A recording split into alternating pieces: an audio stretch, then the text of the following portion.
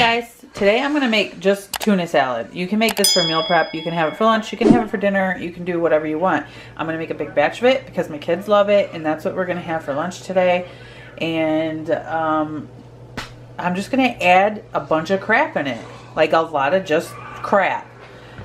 Healthy crap, but crap. So I wash up the celery. I'm going to chop this up. I'm going to put it into my bowl. This is going to be my bowl.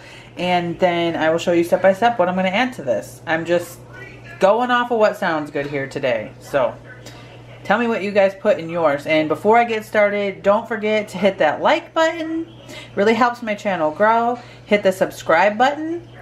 And let's get right into the content. Alright, I've added, what, 4 cans of tuna fish in and stirred it up a little bit.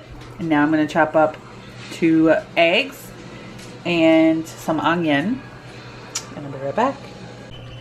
So I now have added onion and some diced up pickle. I cut up my what is this thing? It's an egg. I cut my egg up, my 2 eggs, but I'm not going to add them in yet because next I'm going to add in some chunky garlic stir-in paste and some bacon bits.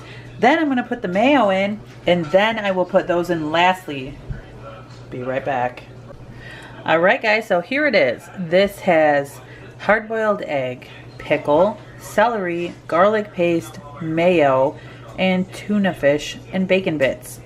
Add a little paprika, salt and pepper to your liking, and you can wrap it up in some romaine lettuce or a low-carb wrap, or just eat it like this.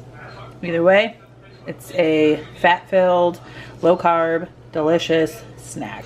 Plenty of protein too. Don't forget to hit the like button and subscribe if you haven't already. And I'll see you guys in the next one. Make some good decisions today, guys.